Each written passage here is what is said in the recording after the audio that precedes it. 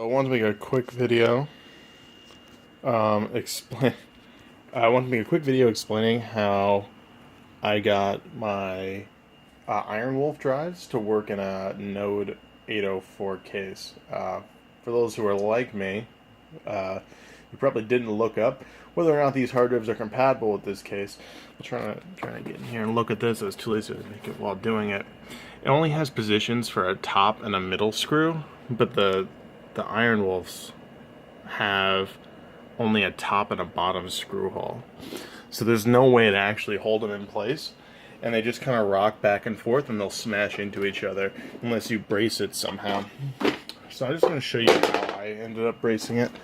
I went on Amazon and bought this piece of aluminum. Just an aluminum sheet. It cost about 10 bucks. I'm sure you could probably go to Hobby Town and get it too. But I just chose to do that because I'm incredibly lazy. It's 0.08 inches thick. If I thought it out a little better, maybe I would have gotten at the exact thickness of the screw that goes with it. Yeah, so I cut it about an inch thick. You can see it on that little bracket right there. And then what I did was I drilled, and I used kind of step-up bits. You look right here.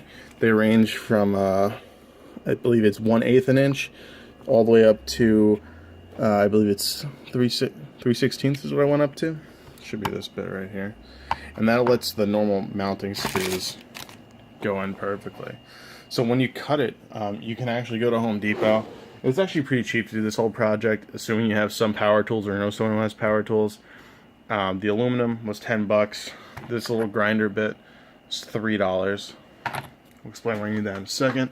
And this right here, that's a metal grinder for like soft metals, which aluminum is. It's pretty thin. You don't want something that's going to annihilate it. And that was like $4 too, I think. It was extremely cheap.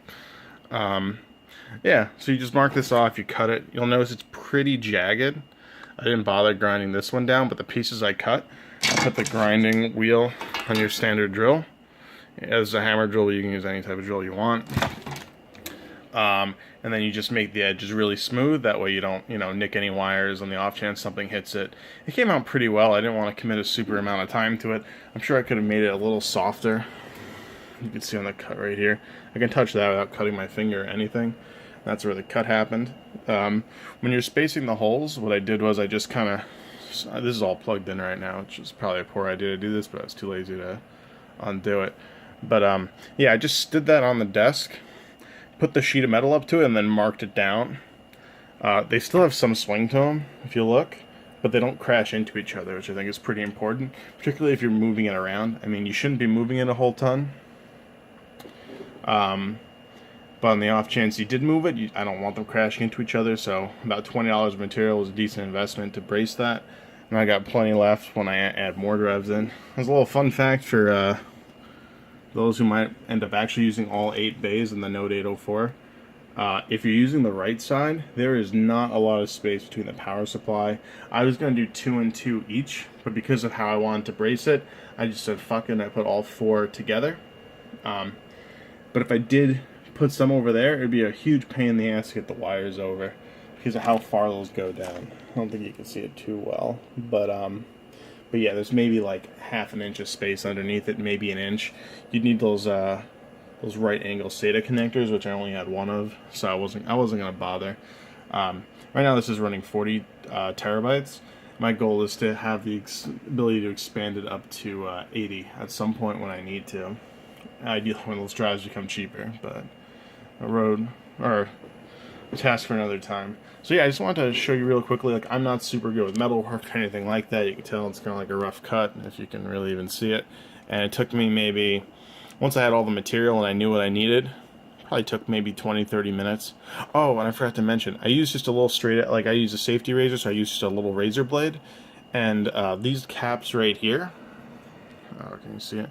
These caps here, I just took one out, I cut it in half. So the screw goes right through the metal, and then it has that little cushion, just like it does here pretty much. It has that cushion in between the metal and the hard drive. So you can see they're kind of spaced a little bit. And the way the metal sizing worked out, it actually pretty much perfectly fits, so like the screw threads fully go into here, and where the threads stop and it gets a little fatter. Let me pull a screw out real quick. Have a visual. Come on. There we go. Yes. Oh my god. Yeah, so if you look at it, it's kind of fatter on the top. Well, that's what the hard drive screw looks like. But yeah, so when you put it through the metal, that's 0.8 inches thick, and then you put half of one of those gaskets on, it actually perfectly covers up where there's no threading, so you don't over thread it into the hard drive or anything. It worked out pretty well. So yeah, I cut each one of those in half just so you have that little spacer so it's not pressuring it, and it all fit pretty well. So overall, I'd say the total cost of adding that brace, which kind of sucked, was about $22 in parts, and maybe 20-30 minutes in time. It wasn't really too difficult at all. Oh, you also need a Sharpie to mark your metal too, and a ruler. I should have mentioned that.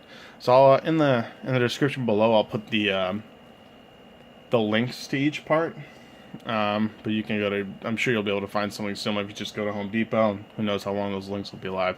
Anyway, I hope the video helped for those who didn't think to look to see if the hard drives fit into the case. They said the note does say it works with 3.5 drives, and it's half true. It doesn't work with all of them. I don't know who to blame for this, if it's Seagate with their Ironwolf series for not adding those center screw holes, or if it's FreeNAS for not if it's Fractal's fault for not anticipating that Seagate would be stupid. But no, the case didn't really matter. It was the perfect size for him. I wanted something square that looked pretty neat and was relatively small, because it's just going to sit in a corner somewhere. Anyway, I hope that helped those who would go down this route in the future, because it was kind of fun, because I've never done like some sort of, for lack of a better word, like a custom mod on a computer build that I did. So it was a cool experience. I happen to have the power tools. If you don't, that's kind of rough, but you might have a parent or a friend who will let you borrow them for a little bit. And the materials themselves, as long as you have the drill, only like $20. Alright, hope that helped. Fun.